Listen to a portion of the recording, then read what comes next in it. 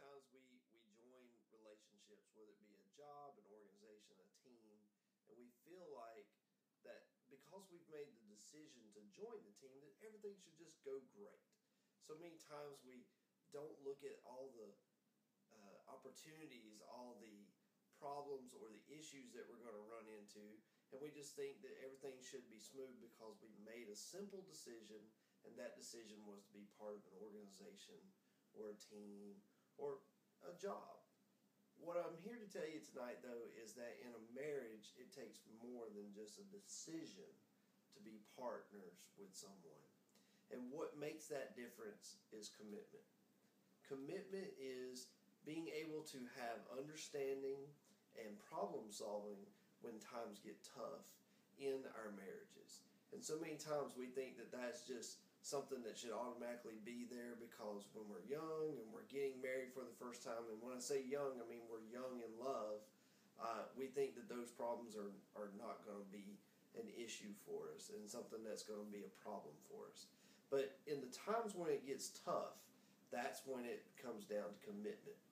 And I want to tell you a little bit about commitment and what it means to me tonight. First of all, when I talk to young men or I talk to guys who have had problems in their marriage, I always try and make it an opportunity for us to speak about commitment. I want to give you an example. I had a friend one time who, it was really kind of one of the first times I ever really discovered that commitment was something that I needed to be speaking about. This friend of mine was having trouble in his marriage. And so many times, like most of us, we start fantasizing. And guys, you know exactly what I'm talking about here. We start fantasizing about past girlfriends. We start fantasizing about what relationships we've went through. And we start putting the good pieces of those relationships into what we think should be happening in our marriage. Now, you know as well as I do in this that this friend of mine was started talking about this. And what happened very quickly was he started fantasizing about how this past girlfriend used to treat him and how it wasn't being that way in his marriage. Now, we were talking about things sexually, we were talking about things relationally, we were talking about job, we were talking about a lot of different parts, and he kept going back to this one girlfriend and this one girlfriend. But through the whole thing, he was telling me all these good parts, but just to come to find out that the girl dumped him like 2 or 3 times. So in all of this, he was pretending that these things were great. And I asked him very quickly, I said, friend, what is it that you see in this girl?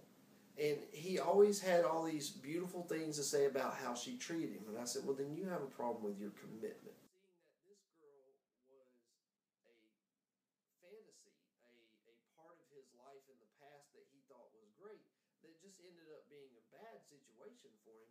He was trying to put all the good into his marriage. And what was very funny about that to me and to him later on was that he was trying to make his wife out to be this fantasy of this girl. And it was about being committed in his marriage. It was about being treated in a certain way because this girl used to treat him that way. Or being romantic with this girl in the way that he used to be romantic with her. So he kept comparing. And I asked him simply, where's your commitment in this? Because he kept fantasizing about this girl.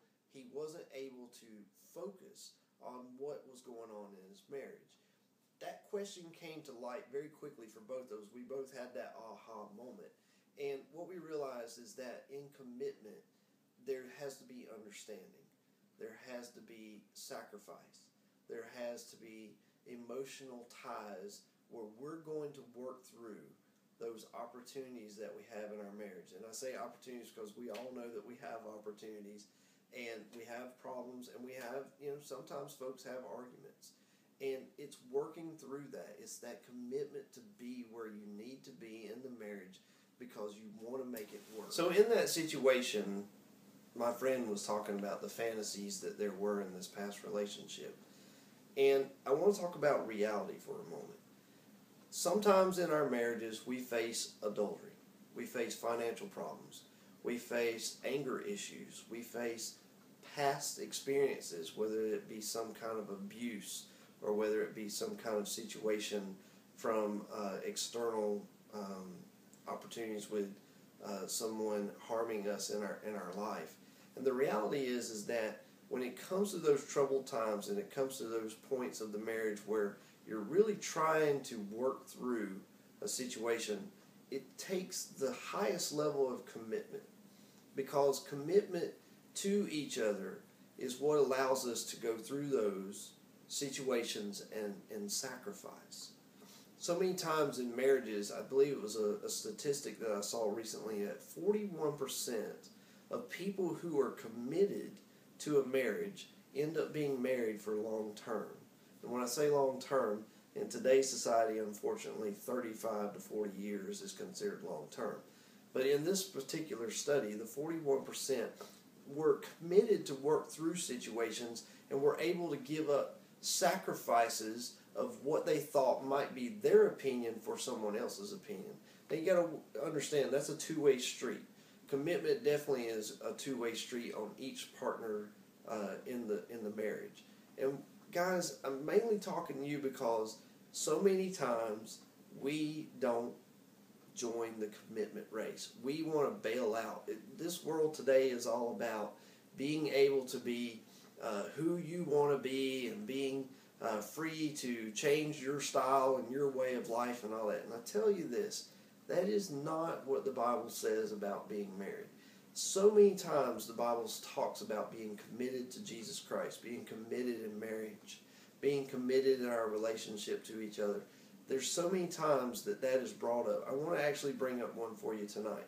In Galatians 2:20, Paul is speaking about his commitment to Jesus Christ. And I want to read that for you. I have been crucified with Christ. It is no longer I who live, but Christ lives in me. And the life which I now live in the flesh, I live by faith in the Son of God, who loved me and gave himself for me. So in examining this verse, we find that first of all, we have to die. Our old man, our flesh, has to die. Just like Christ was crucified on the cross, we have to let go. And a lot of times we do that through a ceremony.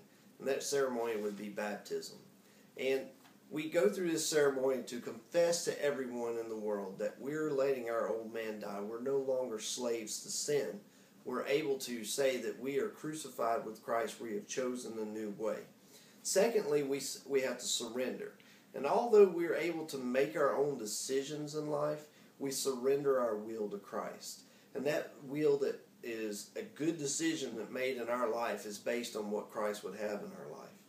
And then third, we're justified by faith. And we have to be committed to believe that Christ can and will do all things as it is meant in his way and our destiny based on his way for us.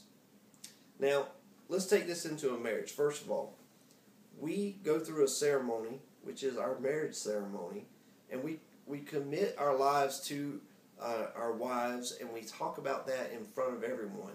We have our vows, we have our ceremony, and we're saying that I'm no longer about myself. I'm dying to what I used to be and who I used to be, and now I'm committing myself to my marriage and to this new way of life. And then second of all, I'm going to take this even further. We have to surrender. Just like Paul was talking about surrendering to the will of Christ and making good decisions, we're no longer making decisions for ourselves. We're making decisions now for our wife and for ourselves. And along with that, later on, we get into our families, or sometimes we have immediate family. So we have to not fall into temptation. We have to make decisions that are for the betterment of our marriage. And then third, we have to have faith through the tough times. Just like Paul speaks about having faith in what Jesus Christ can do for us in our life, we have to have that same faith in Jesus that he'll be able to take care of us in our marriage. So when we're going through those tough times and we're experiencing what we would experience through all kinds of sins that happen and troubles that come into marriages on an everyday basis, we always have to get down on our knees, and we have to have our faith that is based in Jesus Christ, because it is the foundation of a good marriage. And of course, that foundation starts with commitment. I really hope that you understand where I'm coming from on commitment tonight, because commitment is the first step, especially in any marriage that is having trouble or on the rocks. You guys need to understand, and I'm speaking mainly to you guys on this, You have to be committed. You have to make that decision. I am in this for the long haul. There is no other way. There's only one way, and that's to be married to my spouse. Guys, remember, commitment is the key. Thank you. Y'all have a great night.